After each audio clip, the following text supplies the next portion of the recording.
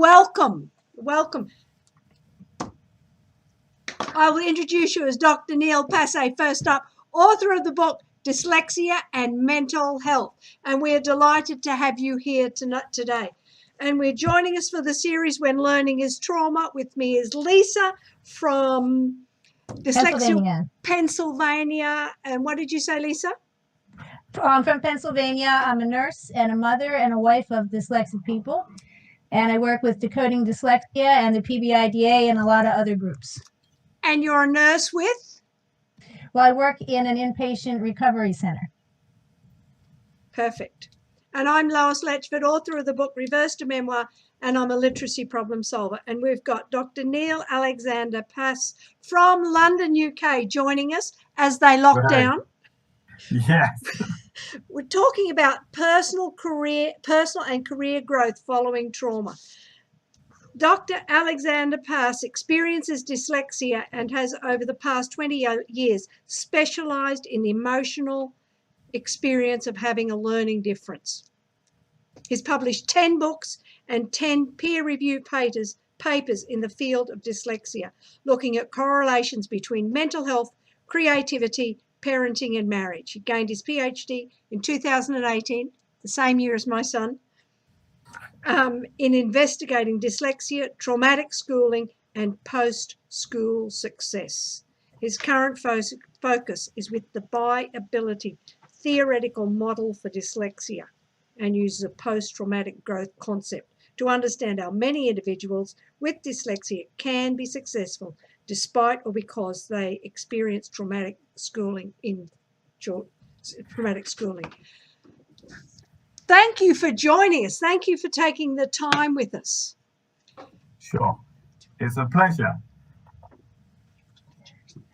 Tell us what brought you into the field, even though we've got a bit of an idea from your bio. Okay. What's brought me into the field is I think, traumatized myself, being a young boy just with dyslexia. I wasn't diagnosed till I was about 12 or 13 years old, and I wanted my own at a school, very similar model to many young people with dyslexia. I couldn't do the reading and writing, and I found my salvation. Art. I was really good at art, and I left school with very few paper qualifications to my name, and I went to art college for 5 years, and I gained a degree as a graphic designer, and I then obviously had a very nice 20-year career as a graphic designer. But during it, I got married, and I wanted to be prepared for my own kids. So I went back and did a MPhil, a research master's, and following that, I wanted to research the human side of having dyslexia, and that was fairly new then in the 1990s, I think. 1990s. Oh, I think I did my MPhil when I was 30, my PhD when I was 50. So around 1990, I think. Yeah. I wanted to do the human side of it, to really make sense of it for me. Around 2000, I wanted 2000. Yeah, around then, I wanted to go back and to delve deeper, and I changed my research to speak to others like myself, to really answer the question, what was I normal? And so that led to a large research project and my first book, which looked into depression, and it was all about the obviously hidden sorrow, and that all of my books reflect me. Okay, so the book about creativity is working out whether dyslexics are creative. The book about parenthood, which is this book here with the scrabble front, is really about making sense of my own I guess marriage and having kids. I've got 4 children, but none of them are dyslexic, and that for me allowed me to delve more into my own personal story of you really a parent will want a child to be like them, okay, and where they are not like you then all of my planning was to do research to be prepared for my own kids. I was sure that they would all be dyslexic, so I did research, and then they turned out to not be, and it's like a alien world for me. Yeah, it is like Spock. Yeah, like Spock. I am the alien within my family. Okay, so it's in other families where they have the father is dyslexic and several kids are, and they've got this hidden language. It's like a obviously Harry Potter world where some of them are within the magical world and some of them are not, and that hidden language, yes, but that I felt these outsider in some parts to my own kids is because they are more like their mother, who is quite straight A, and they love school, and they show me their school grade cards, and it's like A's, and I bring out mine and it's like D's and E's, and they go, yeah, but that's just not normal. I mean, it's so all of the books are very much about my own story. So that led me to look at mental health, which we'll be talking about more. But it really is about making sense of that trauma. Yeah. Okay, and really asking why there is this paradox of people that are highly successful, but they are still traumatized from their schooling. Okay, and so it was trying to make sense, and so the book, the successful dyslexic looked at two groups. One of them who were successful, and another group who were less successful, to find the common areas and to find the differences. Yeah. And really, the trauma was still there. It was still really raw. Yeah. The people who were doing well in life said, I was driven to it by my school trauma. I will go back to school driving a Rolls Royce to prove them wrong. Okay, and it's that chip on their shoulder that drove them there, and they still obviously have the stories of being bullied by the teachers, and that's their drive. But the key was amazing, that it was their narrative. The difference between those who were successful to those who were not was their narrative. How that schooling was. All of both of them had trauma, but one group rewrote their childhood trauma to be a positive.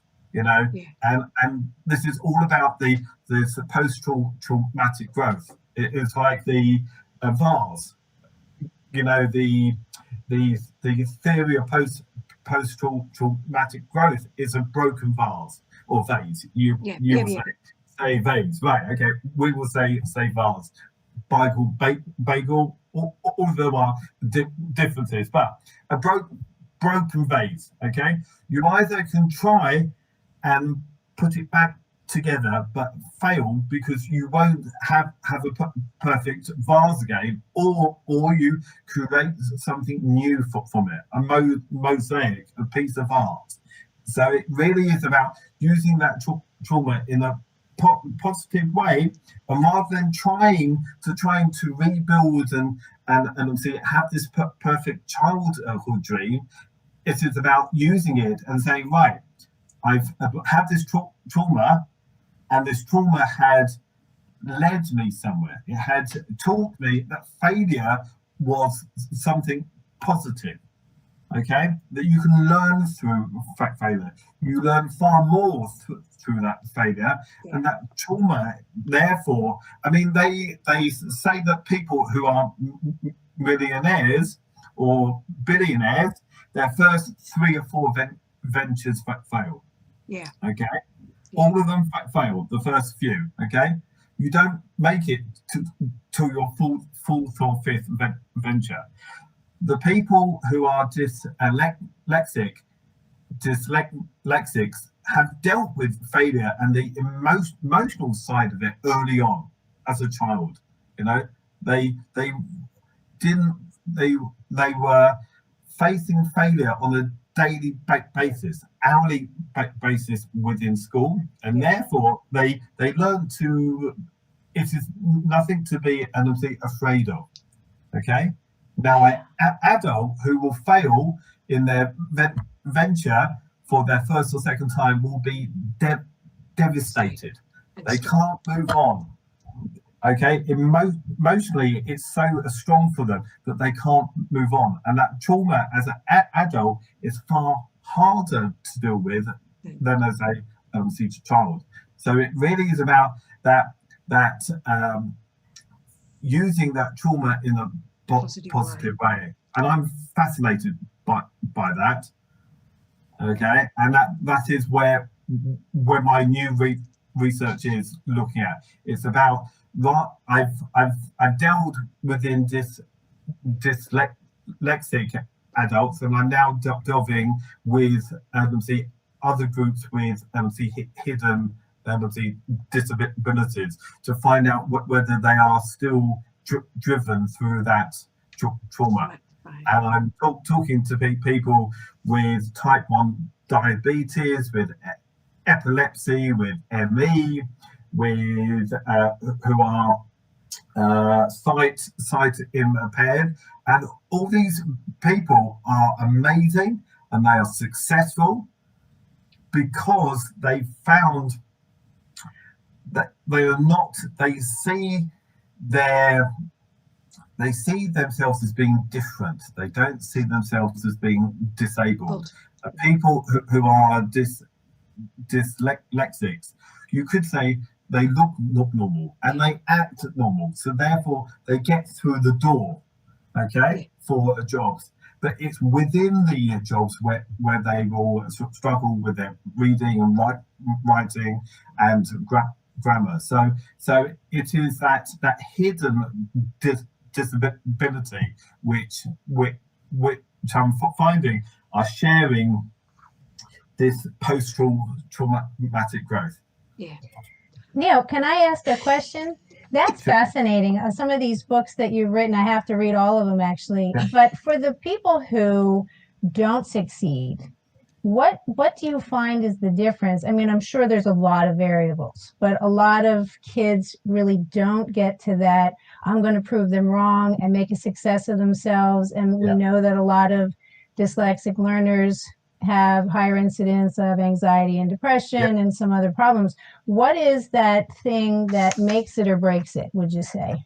Right. I mean, the book was looking at keys. It's very much looking at the these keys, the keys for to unlock that potential, and there were several keys. One of them was a parent that praised them for their effort, not the achievement. Okay, so your son comes in and they've got a D for their homework, but they worked hard. You praise the effort. You don't praise the achievement. It's not about A's. It's about how hard you worked.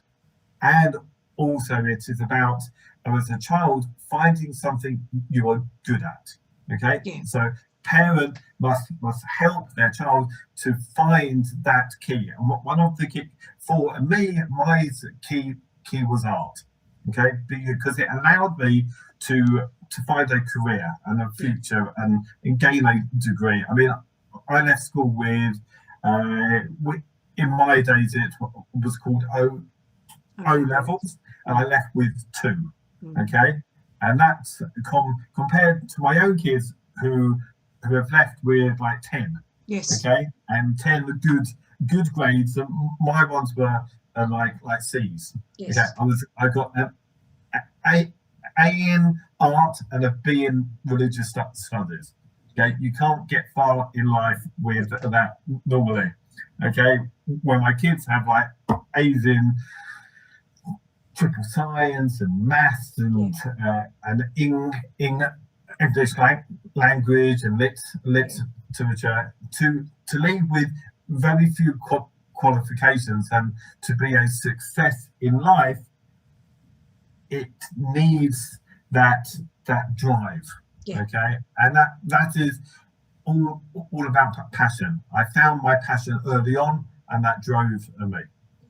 Okay, and it is about helping your child to find that key, to find what they're good at. And it could be except in my book, I found people who as a child knitted, and they made knitted purses that they then began a business from that. Okay, early on. So something that they were good at, that they could find a purpose and a value in life. Okay, so rather than thinking I'm rubbish at everything, it is like, this is something that I could earn money with. So the key is a parent who will praise effort, having someone there who will push you, believe in you, and that's finding something you were good at. Those things are really powerful, you know, and every parent should be able to give that. Okay, and what happens with the many dyslexics in prison is that they always believed that they were stupid, that they were worthless, that they had nothing to give to society, and it really is that they haven't found their key. They haven't found what they're good at, and also, I mean, schools will generally say, look, you're leaving school with very few paper qualifications. Go for an office job. It's safe, you know, and that is the worst place that you will want someone who is dyslexic, for them to file, to put things in filing cabinets or data in a tree. You know, it's about helping them to find the right jobs for them and the right careers. And that really is that if you are great at surfing or skateboarding, you know, and that drives you to read and to find out and research and to create a business from it. So it really comes from that passion. I was just going to say, passion and finding the strengths seems to be so important, and a lot of our young people and people who are adults just never got a chance to find that. Yeah. And yeah, I think that's fascinating. It's funny to me that the reason you got into researching all this was to help your own family, and then Yeah. you wound up instead helping everybody else. So we thank you for Sure. that.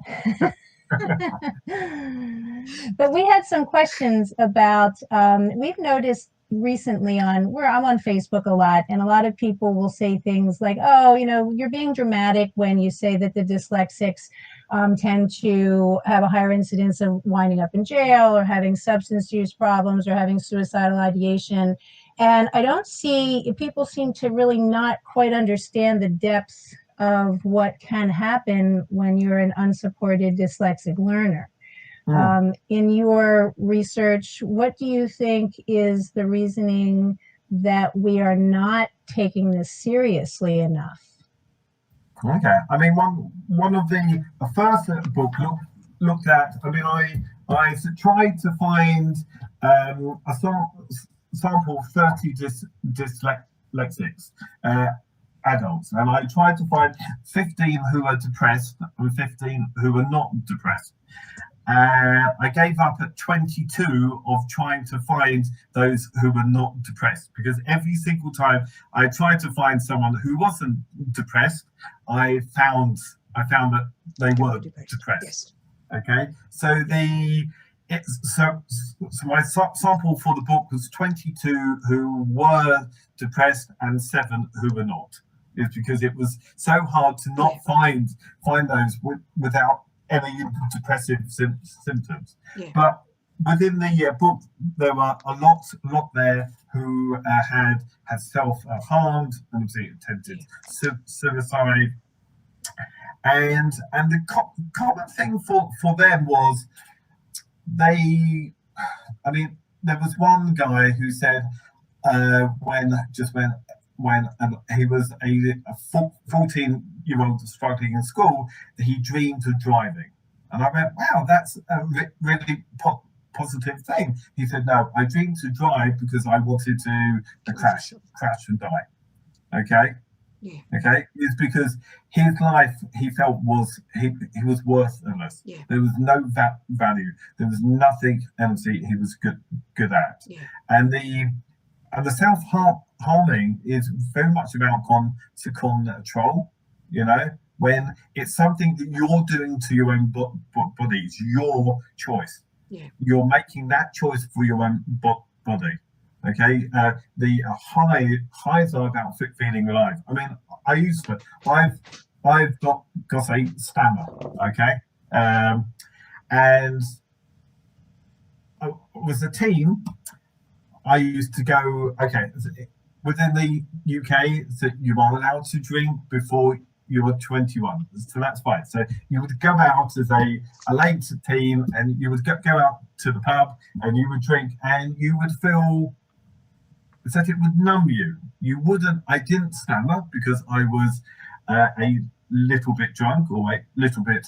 I wasn't high, but it felt like that obviously high sort of level. So I didn't feel different. Okay, and drugs can lead you to feel normal because it has removed all that pain, all that feeling worthless. So it does give back a certain amount of control.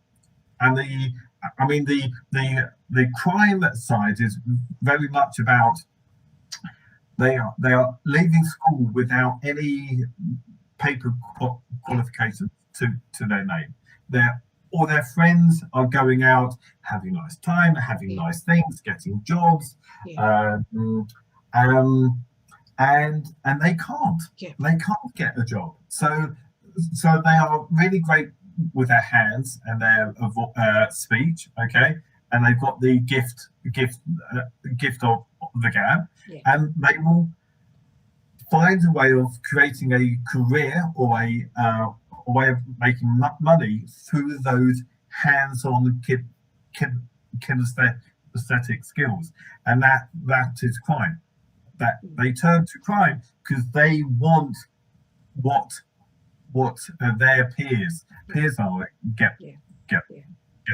They want a normal life, and turning to crime allows them that. Yeah.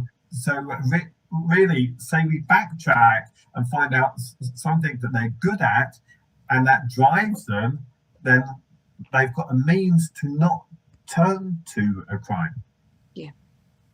Yeah, and that's the sad thing. And when they go through prisons in the UK and they test, and they find more than 50% of the kids with a learning difficulty, that no one's diagnosed in the schools. So they've turned from thinking that they are thick to finding out that there was a problem that really someone else should have found. And so my work in schools now, and I run a large and obviously special needs team within schools, is to help diagnose, to help to find those kids who think they're stupid, but really there is a learning barrier.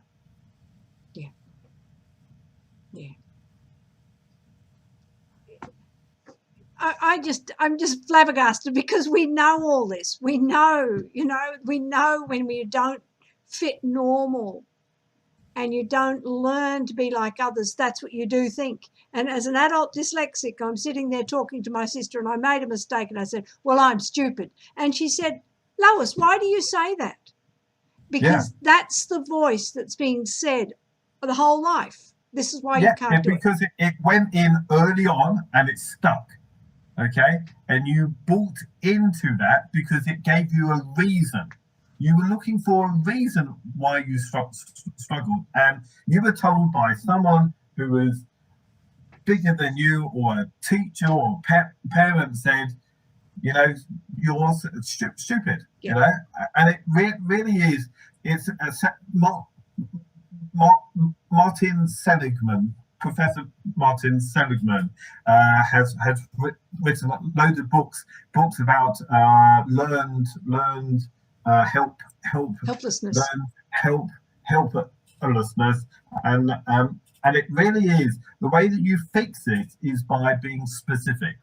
The feedback that you will give is specific. When a child said, "I'm rubbish at maths," and parents say this a lot. A load of parents say, "I just don't get maths." I'm rubbish at maths.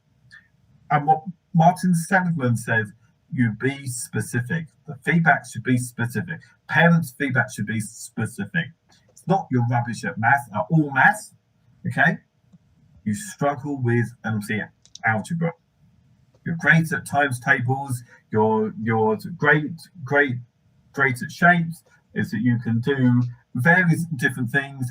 Adding or subtraction, you just struggle with algebra. If you are specific with the feedback as a parent to your child will not say, "I'm stupid," or "I don't get maths." They will turn around and say, "Yes, I struggle with algebra. Okay, I'm not thick, I just struggle on specific things." It's not global, it is specific feedback. That's fascinating. Lisa, have you got another question? Because this is your field. Yeah, I actually just wanted to say a quick thing about the math. And it's funny because you mentioned Neil being a graphic designer. I have two parents who are artists, and I'm not at all. And my mother was a graphic designer. She's retired now. And my dad was a photographer, both dyslexic, very creative people, but she struggled in school, where she was put in the dummy math class and the dummy reading class, and she always felt stupid. And she makes a point to say, I was great when it came to geometry. She was great with shapes and things like that, but she struggled with arithmetic. She struggled with algebra, and her teachers thought, and I'm not trying to bash teachers, but her teachers thought she was just supposed to be in the dummy math. So she was never challenged or given an idea that she would be better at something else. And she went through her whole entire school career feeling like she was dumb in math and reading. And then she excelled, of course, when she got into the professional world as a graphic designer. So I think it's real important. And you work with teachers, it sounds like. to help them understand these learners. And I think we need more of that so that the teachers understand they might struggle in some area, but not all areas, that they're not stupid. And we really need that. We really need more of that. Your parents found out fairly early on that they were good at the visual arts, and that's great. Many, I mean, I did research trying to find out whether dyslexics are creative, whether that's a skill that they've got. And every single test I tried to use was written. Okay, so every single way of measuring it is about words and reading. Okay, so therefore, it is no wonder there are no tests to show that they are superior with just being creative. The Guilford test. Okay, the Guilford test of creativity is how many uses are there for a pencil? Okay, One. It's a Guilford test of creativity. Okay, now say you give them the test the way it is, they have to read the question and write down every single answer. So therefore, you are creating a barrier here. Okay? Something they struggle to write down the spelling. Okay. If you get the same test as a visual, okay, and ask them to say it, they will come out with some amazing things. So it is all about how you test it. Okay. That blows my mind. Yeah. That's really cool. And here's another fun story that I have very quickly. Over last weekend, I met a fellow who was a carpenter, and his entire family were all carpenters. And I said something about being an artist, and he thought that artist just meant painting. So he said, "Oh no, I'm not an artist, but he is an artist, to create something out of wood." Like, he just didn't understand that his talent was being creative and in this visual arts type of setting, but he didn't realize that as a talent. And I think a lot of parents and kids will struggle and say, well, I can't find my kid's talent. They're not good at anything, or we don't know what it is, but it's something, and it might have to do with the way they're thinking of it. They themselves might not realize that the thing that they are innately good at, other people might not be. So I just had to give that quick story, because I was floored when he said he wasn't an artist, and I said, "Sure, you are an artist. That's what that is." Yeah, but also it is about valuing your own skills. Yes. Okay. I mean, 10 years ago, when I was made redundant from my role as a project manager designing travel brochures, I wanted to be a teacher, and my wife said, "You're crazy. You're good at graphics. You're good at visual. Why go into a field that you are going to really struggle in?" Okay, and I didn't value my own skills. Okay, I thought, oh yeah, it's easy, graphics and design. Yeah, it comes easy to me. I would do it to the side. And I went into a field where I wasn't suited to. Okay, so it is again about valuing the skills that you have. Okay, because others see it, but you will reject it. Okay, and parents also must value their kids' skills. Because if it isn't about reading and writing, they won't give it a value. They won't see being amazing at skateboarding or graffiti painting. I mean, I've got a cousin in Toronto in Canada who is a graphic he's a graffiti artist, and this guy is amazing. He will paint cars. He will paint night clubs. It is now doing furniture, and it is about developing that skill and finding your niche. So if you find your niche and your parents supporting that niche, you know, and that's the crucial. The parents must value what they see. Even if it isn't about reading and writing, if it's something that they have a passion about, something that they feel good about, is because in school they will feel rubbish about their day, about their learning, and they will come home and they will go out and they will spend hours with their mates riding bikes or skateboarding or basketball or running teams or playing the stock market or various things. All those things have a huge transferable value. So if a kid is struggling to read and you give him Shakespeare, he will reject it. He won't read. Okay. Yeah. So you find that the kid is brilliant at skateboarding or baseball. Okay. You find out their favorite player. You get books about them. Okay. Yeah. Comic books. Yes. Comic books about them, or something that they want to read about them, to find out more about them. It's that path. Okay. It's about using those passions to drive them to read, to write, to spell. Okay. And they will be the school's experts in that. Okay. That gives them a feel-good value. You know, they feel good because they know everything about that. No one else knows so much about that baseball player. Okay. They've got self-worth. That self-worth will drive them. You use that self-worth. It's so valuable.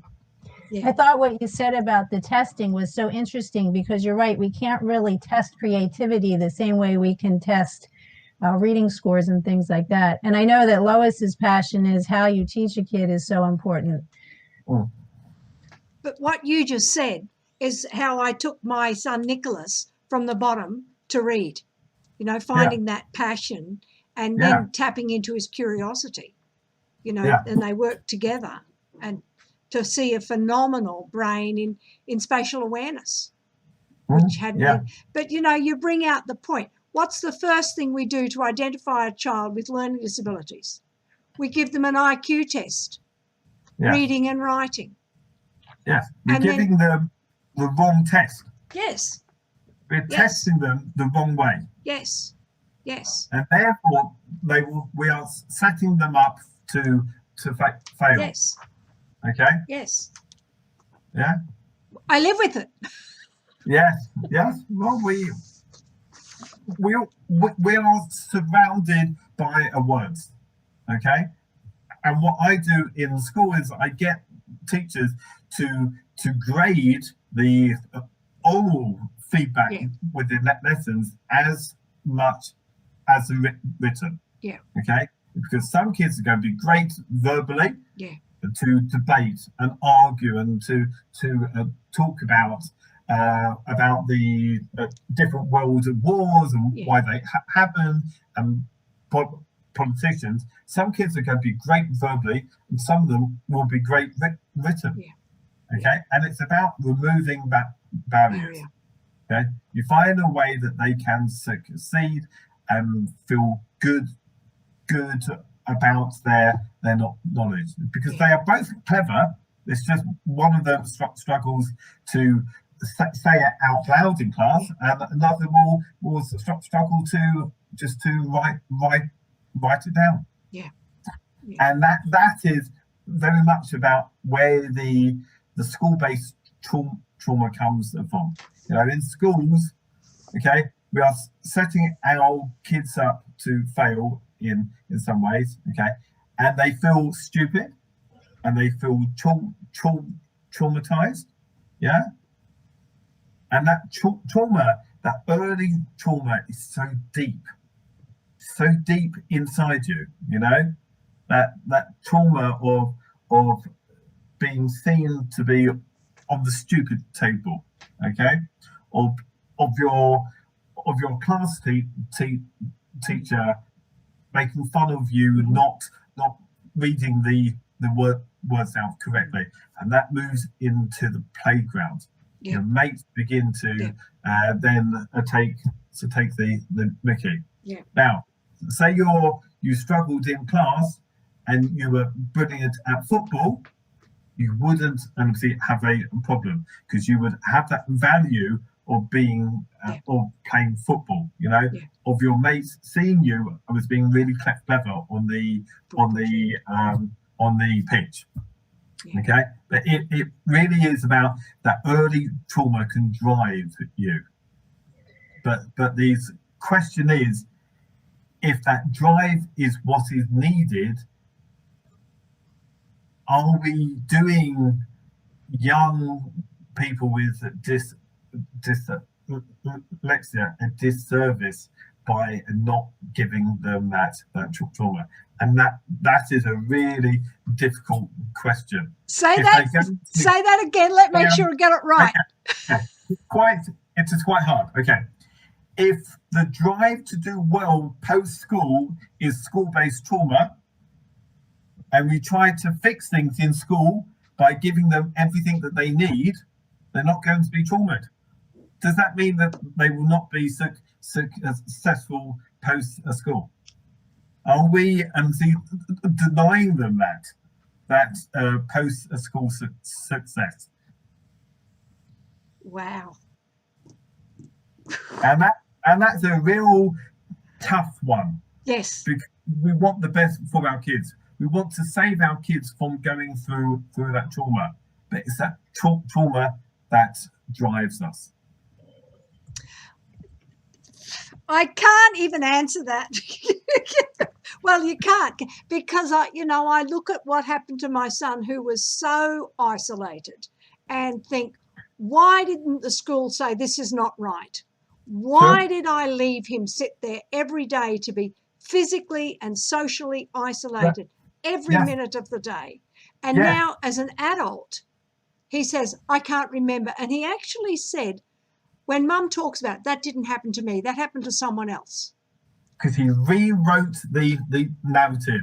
He rewrote it because that allows him to be successful in life, because he's rewritten his narrative. His childhood has driven him, but he's saying that he's successful now because of it. Okay, rather than saying I'm in prison because of it, he's saying that he hasn't got a poor me.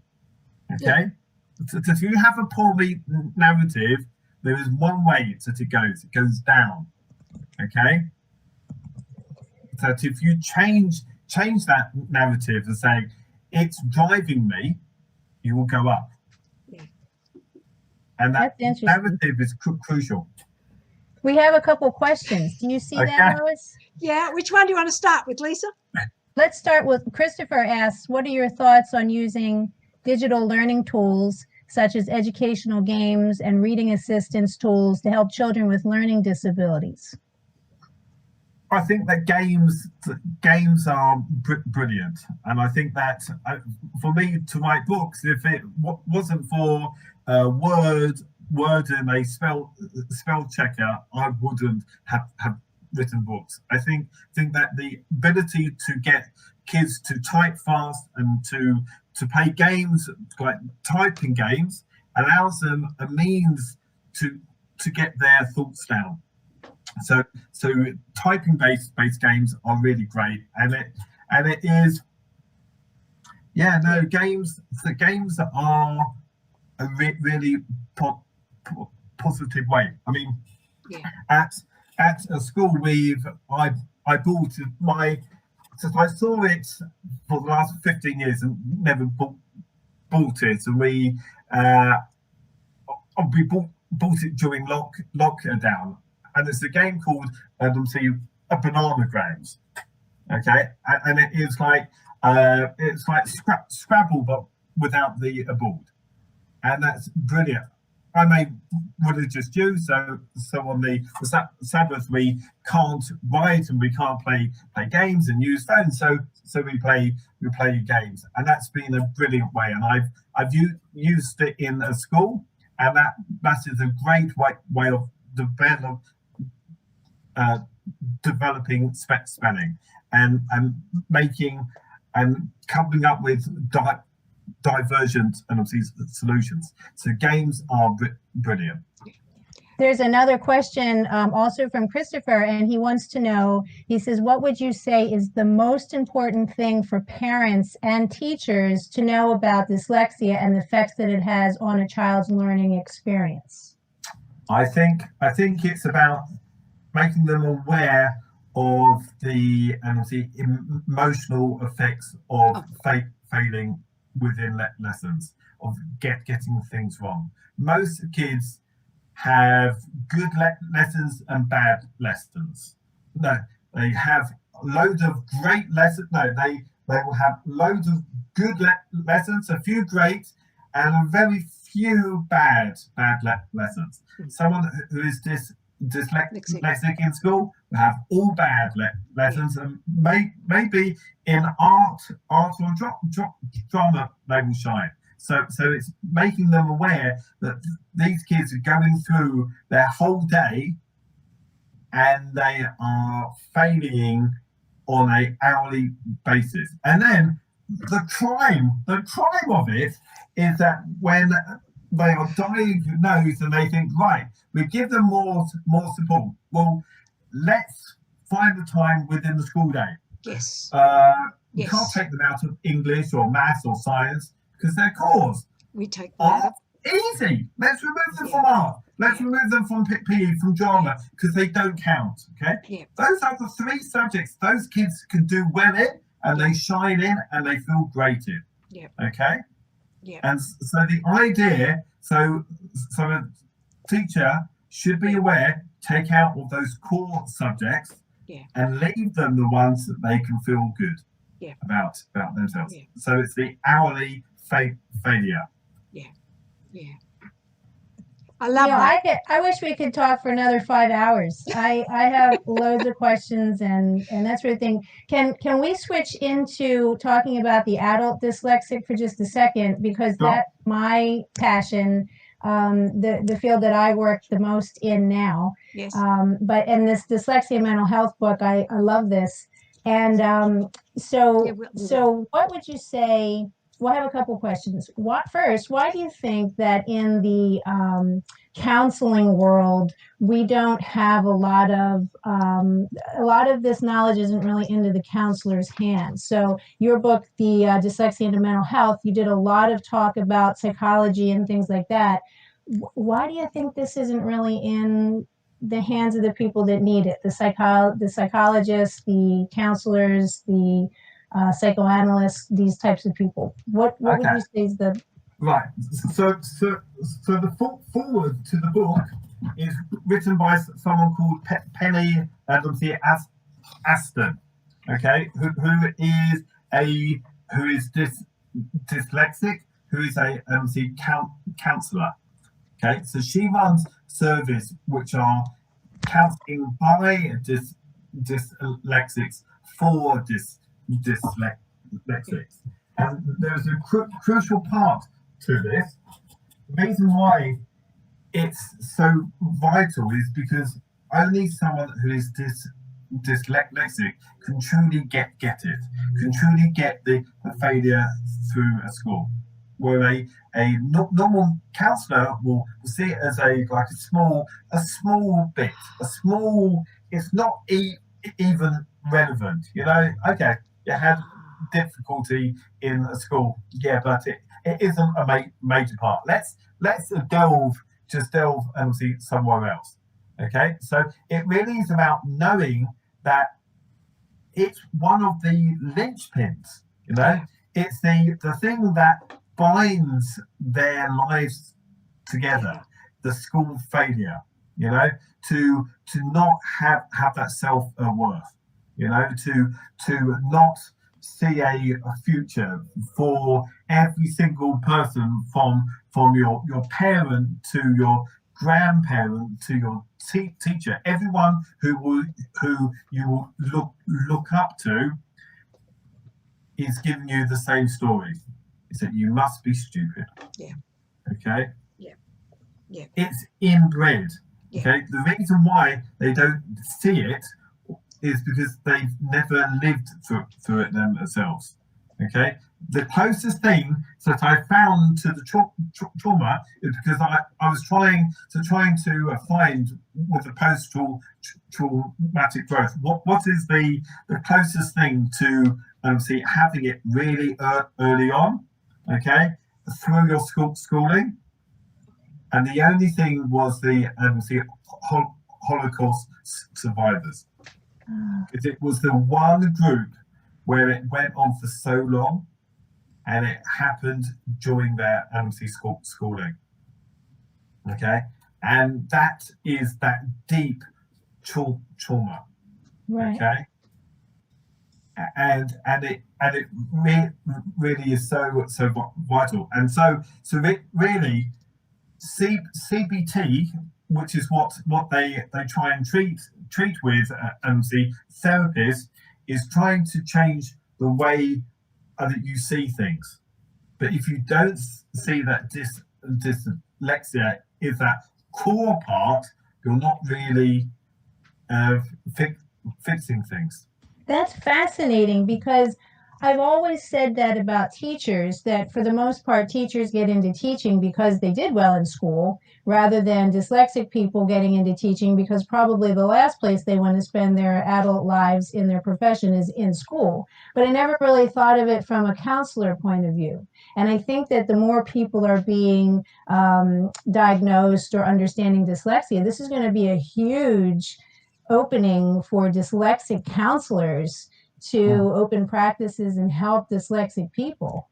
But I never considered it from that. Thank you for answering that. That's fantastic. But within school, the people that go into special ed, or in my field, STEM, special educational needs, are people that want to go back into school and to fix things.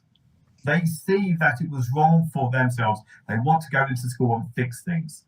Okay, so they want to go back in, and for me to go back in to train as a teacher, I made good use of the counselling services within my university, because I wanted to delve deeper. I was placing myself back into somewhere of trauma. Okay, and that's mad. You don't want that. You know, why on earth would you want to go back to a school in a school place where you can smell that? I mean, post-traumatic growth disorder. You've got for people who are dyslexics, and their original trauma was in primary school, and they go back for their own kids, or they try to go back for their own kids, and they smell the sickly floor cleaner, or they see the small chairs, and they see the work being put up on walls, okay? And they're made to sit there in those small chairs with the teacher, hearing about their child who's going through the same thing as them, and they want to shout out and say, "You don't get it," okay? So placing one of these people from my book, a load of them don't go into school for their own kids. The men mainly, I think, they will find a good reason to not go in for their kids' parents' evenings, because they just can't face it. And some of them cry in school, and they will go once and never again. And you ask them why, and you will say it's like once their parent, they told me the stories that they went into school with a young kid, and their parents saw their name with a piece of work, and they turned out. The parents turned around to the teacher and said that is not my child's work. And the teacher said, well, what wasn't good enough to show, so we chose someone else's work, and we put your child's name there. The trauma in primary school is huge, and it stops, and it's so deep, it's so early, and it's so deep. And so, Neil, how can we help adult dyslexics who maybe don't have that support system? Maybe they don't understand what dyslexia is, and they go to counseling, and the counselors don't. Like, what do we do? What do they do? How do we help? How do you help? I think they do need to be tested, and they need to find something that they're good at. They need to find their own self-worth in life, okay, and allow them to try out pottery or painting or graffiti painting or gardening. Just give them a project that they really want to try, and allow them to design your backyard, yes, or just come up with a just allow them to find that self-worth. Yeah. I'm just going to divert the conversation for a minute because Lachmi has commented, great chat. I enjoy Neil's work on dyslexia and adult relationships as well. Would love to hear your thoughts. I know, Lachmi. My thoughts on adult relationships. Yes. You think that needs another hour. We need 3 hours. We'll have to have you back. We'll have to have you again. Yeah.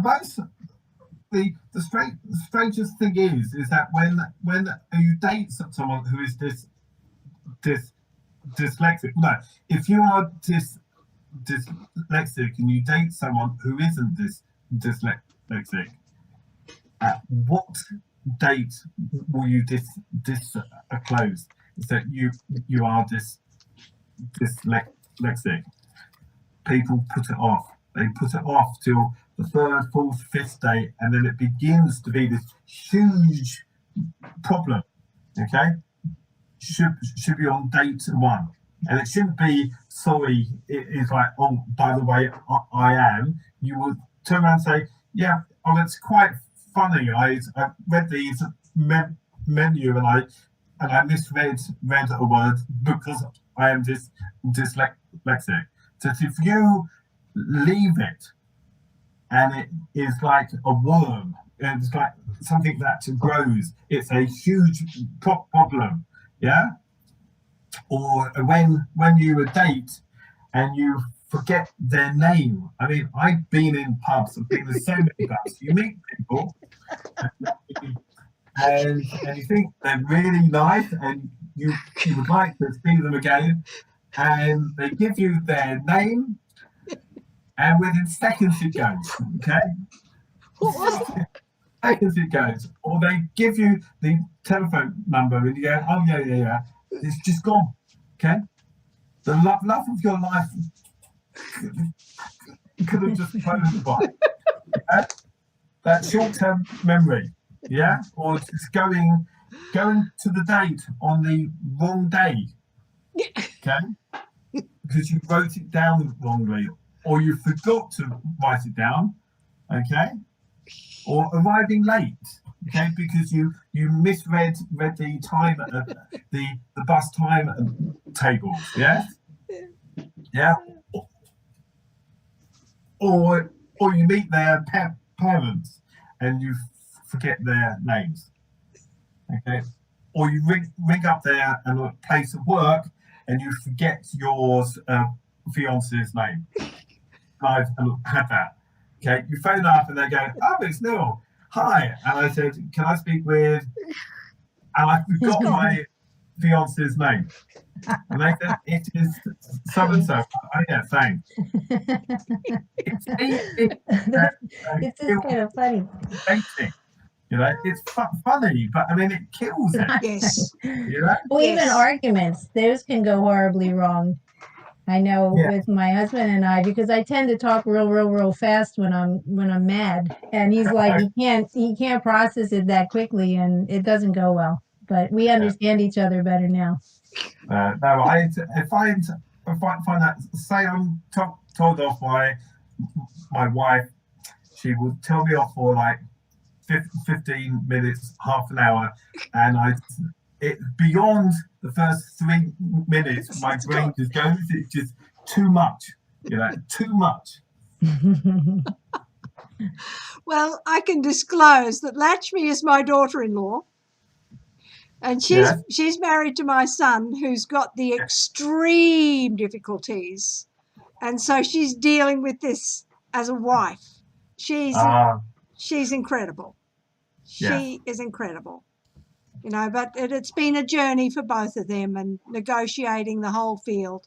And Nicholas, my son Nicholas, is extreme, not within normal, and it just challenges it even more. But anyway, we support them. So yes, say you want another talk on dating and relationships. I'm more than happy to. Well, I've got to say thank you. We've been talking for an hour. Neil, what you have provided has just been astonishing. You know, the depth of the trauma, that people haven't been through it. They don't understand it. And it makes it very difficult. And then the biggest one, you know, does the trauma really push them to excel further? Yeah. So where can people find you? Physically? No, we're not in this world. We're not allowed to visit. All the books can be found on Amazon. They're all there, and my research, you should be able to just search for my name. All the papers are found on ResearchGate. But yes, just Google me, and you will find them. There is a French football player with a similar name. It isn't able to see him. Yeah. On LinkedIn. You're on LinkedIn and Facebook. Yes. Twitter. Yeah. What's your Twitter handle? Oh my gosh. You're dyslexic. Okay, hold on. I don't know. Hold on. My Twitter handle is @Dyslexic Success. DYSLEXICSUCCESS. Dyslexic Success. Dyslexic Success. Fantastic. Yeah. Fantastic. Facebook, where do we find you on Facebook? My name. Right. And we got the Twitter handle. So, and Lisa, where do we find you? Oh, I'm on Facebook, and I'm with some of the dyslexia groups. And I'm on LinkedIn, but I'm never on it. One of these days I'll be on it. That's great. And Latchme has said that she's going to definitely attend one of your adult workshops in London, because they're in Oxford. So I hope they can get to do it. And Nicholas has talked as well. He's enjoyed listening, my son. Right. So good. I'm pleased. Thank you. You'll find me loisletchford.com on my website, on Twitter and Facebook. And just thank you, everyone. Thank you, Neil. We'll be in touch. And I'd love to have you come again. And next year, we've got my videos are on YouTube. I'd love you to read my story, Reverse to Memoir, and share it with friends and family. And join us at our next series, and it'll come up in January 2021. Perfect. And smash the like button and subscribe. My son sits there and tells me exactly what to say. So Neil, thank you so much This has been phenomenal. Great. Phenomenal. I'm pleased. So, Great. thank you, and we'll talk to you again soon. Okay. Stop thank stream. you. Bye, everyone. End Bye. stream. Bye. End. And Go back to here.